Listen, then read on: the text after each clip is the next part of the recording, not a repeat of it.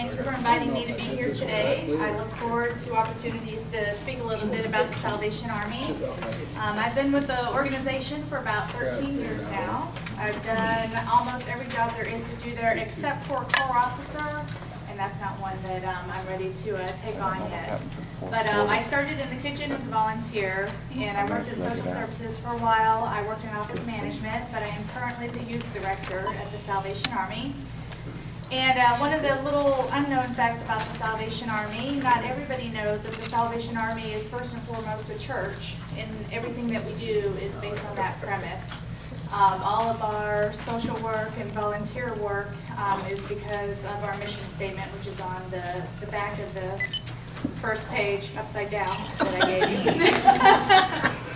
It says, the Salvation Army is an international movement. It is an evangelical part of the universal Christian church.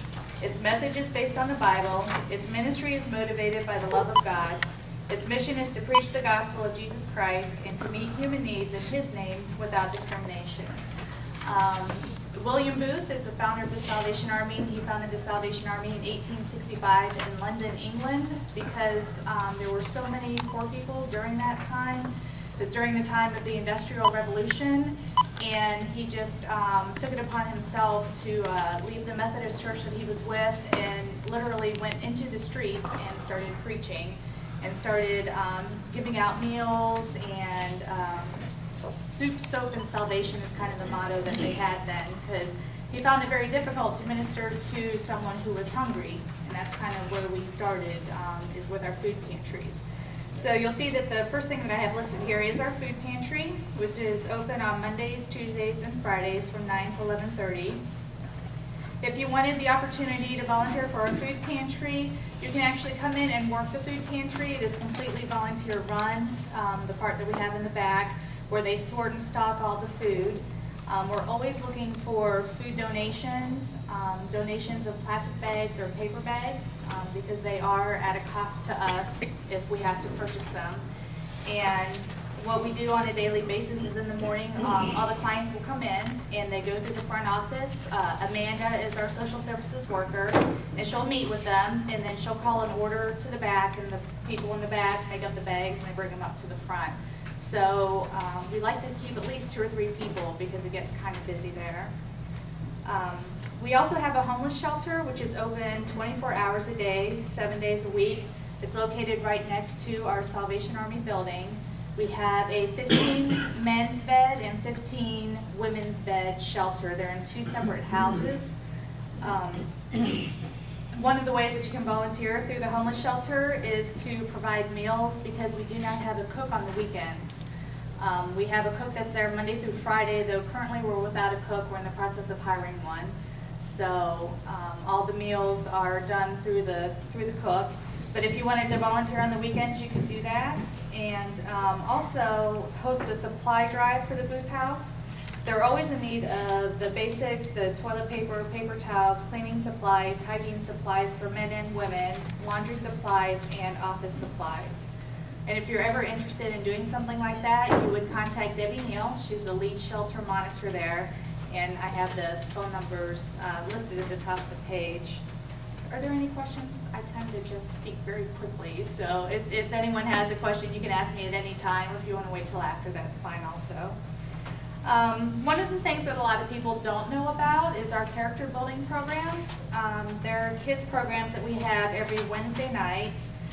It's for children in preschool to 12th grade. I do have a separate page attached that goes into a little more detail about each of those groups. Any children are able to come and participate in those programs, but we are always looking for volunteers to help lead the programs. Currently, we have at least like 20 children per age group in each classroom, and we have a teacher and an assistant. But in order for us to be able to grow and have more kids participate, we would need more adult leadership. In order to participate in the adult leadership of the kids programs, you would have to come in and fill out a volunteer application, because we do background check anyone who works with children. And we also have a training program called Safe from Harm, which kind of goes over the rules of how you interact with the kids and disciplinary procedures and things like that. So, but if anyone's interested in that, you would come and see me as the youth director. How old do the children have to be to volunteer, or how old do you have to be to volunteer at your facility? It depends in which capacity you'd like to volunteer. For example, if you wanted to work in our kitchen, because we have equipment, you have to be 16 in order to operate any of the equipment in the kitchen. But for any of the other things like the food pantry, you can be any age. As long as if you're younger than a certain age, you would have to have an adult with you. You couldn't just drop off a child to help. But if you stayed with the child, then anyone can participate in the food pantry. On the flip side is our Thanksgiving and Christmas holiday program. We start in October, so I usually get yelled at the office because that's when the Christmas music comes out for me, is in October, because that's when we start all of our holiday assistance programs. We start with applications for Thanksgiving or Christmas assistance. And the reason that we do applications is that anyone who's in need has to meet our income poverty guidelines. So those are determined by HUD. HUD usually puts out a paper that will tell you what the poverty level is, and then we have to screen each family to see if they have a need. And they'll come in and fill those out. And then for Thanksgiving, depending on how well we're doing throughout the year, we can either provide a food voucher for them to be able to go and purchase their own food for the holidays, or if we are not able to fund that, then we will do food bags. Or we've done a combination of both, where we provided a voucher for ham or turkey, and then we would provide the side dishes. And that really does depend on what kind of income we can get in throughout the year, and we'll determine what we're able to do for the holidays. And that's kind of why the bell ringing season, which I'll get to, is so important, because that's our biggest fundraiser that we do throughout the year that funds all of these programs that we have. Along with that, we need individuals to help with the application process.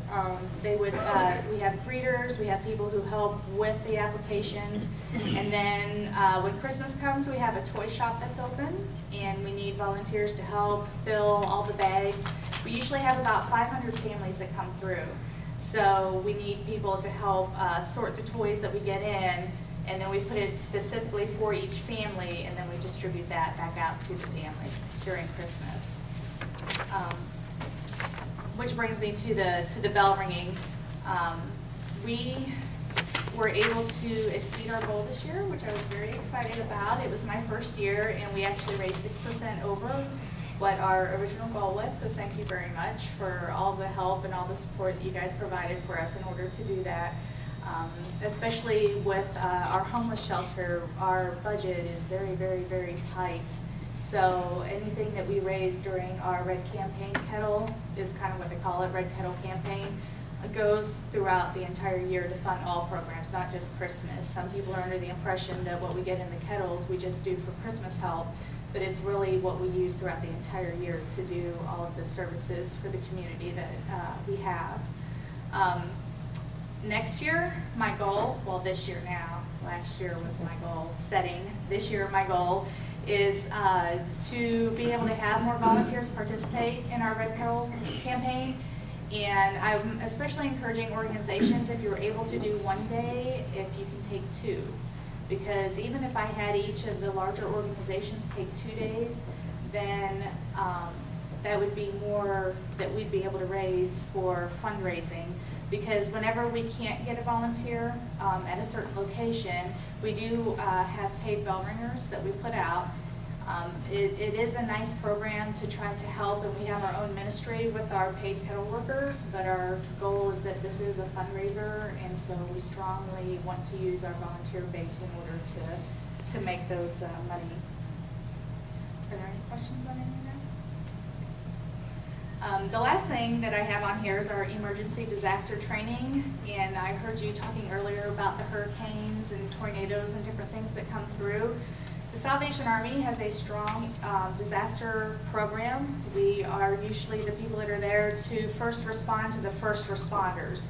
We may not be the people who are going out into the field, but we are usually there to hydrate and feed the responders that are going out and doing all of the dangerous and hard work.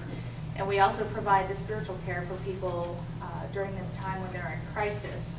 We do have emergency disaster training. If you want to volunteer through the Salvation Army in order to work on one of our canteens or to go and do any of the manual work that's being done, you do have to go through this training program because you'll get a certificate and a badge. And the way that they have all of this set up now, it's set up like an incident command system. I don't know if you're familiar with any of these terms or not. But when you go to a location that's had a disaster, in order to volunteer, you have to be a part of an organization, and they have an incident commander that's in charge of everything that goes on. So you usually need a badge to get onto those fields anymore. But if you're ever interested in that, we do have a training coming up in March. It's usually a 2-day training. Anybody can go. You don't just have to go to the Salvation Army. We encourage community members to get involved because you can be deployed to different places also. I just got an email that they're taking workers to go to Harrisburg for 2 or 3 day rotations. So whenever we had the horrible 9/11 incident, they were taking people, the longest that you can volunteer when it's so far away is 2 weeks. They want you to take time to recuperate and rest. They don't want you there longer than 2 weeks so that they can keep sending fresh people in. So there's just a lot of opportunity to help through the emergency disaster training.